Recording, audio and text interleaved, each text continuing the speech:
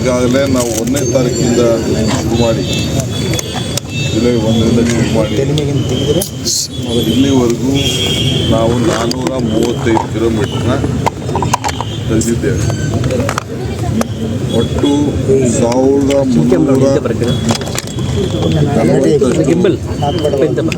ಅಂಗಡಿಗಳಿದ್ದು ಸುಮಾರು 1800 ತಳ್ಳ ಗಾಡಿ ಇತ್ತು. ಆ ತಳ್ಳ ಗಾಡಿಗೆ ಬೇರೆ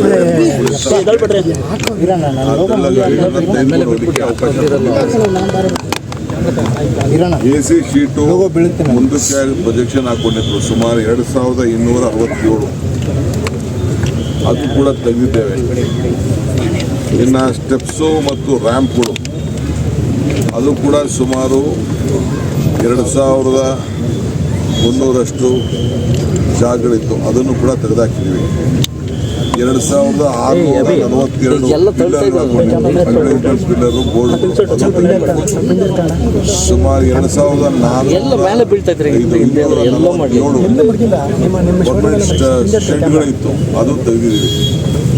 ಒಟ್ಟು 9878 ಜಾಗಗಳನ್ನು ಗುರ್ತಾಗಿಟ್ಕೊಂಡು ತೆಗೆದು ಈಗಾಗಲೇ ಡೆಬ್ರಿಸ್ ಅನ್ನು ಕೂಡ ರಿಮೂವ್ ಮಾಡಿ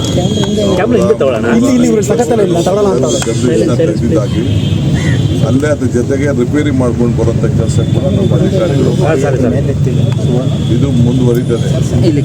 ನಾನೆಲ್ಲ ನಮ್ಮ ಬೀದಿ ಬದಿ ವ್ಯಾಪಾರಿಗಳಿಗೆ ಹೇಳಿದಷ್ಟೇ, ಈಗ ನಮಗೆ ನಾವು ಇಂಥ ಐಡೆಂಟಿಫಿಕೇಶನ್ ಕಾರ್ಡ್ ಕೊಟ್ಟಿದ್ದು, ಆದರೆ ಕೋರ್ಟ್ ಅವರು ಅದನ್ನು ವಜಾ ಮಾಡಿದ್ದಾರೆ. ಮತ್ತೆ ನಾವು ಐಡೆಂಟಿಫಿಕೇಶನ್ ಕಾರ್ಡ್ ಕೊಡ್ತೀವಿ, ಬೇರೆ ಜಾಗಗಳನ್ನ ನೋಟಿಫೈ ಮಾಡ್ತೀವಿ. ಆ ನೋಟಿಫೈ ಜಾಗದಲ್ಲಿ ಬನ್ನಿ, ವ್ಯಾಪಾರ ಮಾಡ್ಕೊಂಡು ವಾಪಸ್ ಇದೆಲ್ಲ ಹೊರಗಡೆ ಹೋಗಿಲ್ಲ, ನಾವೆಲ್ಲ ಮಾಡೋಕ್ಕಾಗಲ್ಲ. ದೊಡ್ಡ ಮಾಫಿಯಾ ಇದೆ.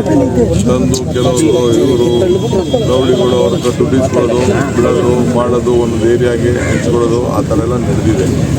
ಆ ಮಾಹಿತಿಯೆಲ್ಲ ಸೊ ನಾವು ಈಗಾಗಲೇ ಎಲ್ಲ 5 ಕಾರ್ಪೊರೇಷನ್ ನಡೀತಾ ಇದೆ. ಇದು ಮುಂದುವರಿಸ್ತೀವಿ. ಪೊಲೀಸರು ಮತ್ತು ನಮ್ಮ GP ಆಫೀಸರ್ಸ್ ಇದಕ್ಕೆ ತುಂಬ ಕೆಲಸ ಮಾಡ್ತಾ ಇದ್ದಾರೆ. ಅವ್ರಿಗೆ ಫ್ರೀ ಹ್ಯಾಂಡ್ ಕೊಟ್ಟಿದ್ದೀವಿ. ನಾವು ಇದಕ್ಕೆ ಎಲ್ಲ ಪಕ್ಷದವರು ಕೂಡ ಇದಕ್ಕೆ ಬೆಂಬಲವಾಗಿ ನಿಂತಿದ್ದಾರೆ. ಸೊ ಬೆಂಗಳೂರು ಸ್ವಚ್ಛ ಬೆಂಗಳೂರನ್ನು ಕಾಪಾಡಬೇಕು. ಆ ದೃಷ್ಟಿಯಿಂದ ಇವತ್ತು ಇಡೀ ದೇಶ ನಮ್ಮ ಬೆಂಗಳೂರನ್ನು ಗಮನಿಸ್ತಾ ಇದೆ. ಮತ್ತಷ್ಟು ಸುದ್ದಿಗಳಿಗಾಗಿ ನೋಡ್ತಾ ಇರಿ ಪಬ್ಲಿಕ್ ನ್ಯೂಸ್ 24x7. ಇದು ಸತ್ಯದ ಧ್ವನಿ.